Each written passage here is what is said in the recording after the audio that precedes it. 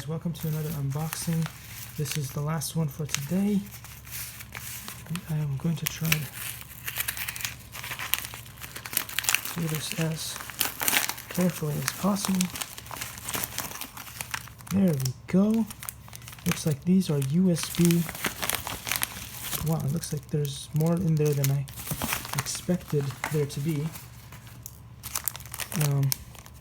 These are USB connectors for the iPhone, iPad, and all those good things there.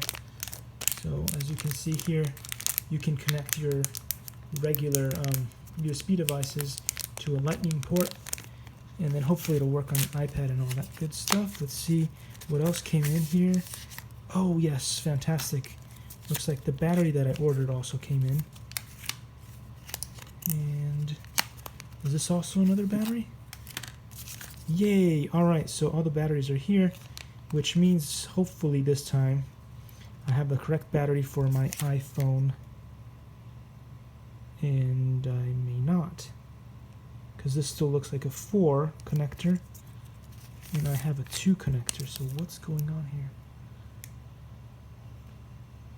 Anyway, I hope this is the right one, and if it is, I'll be able to set it up and see you in the next video.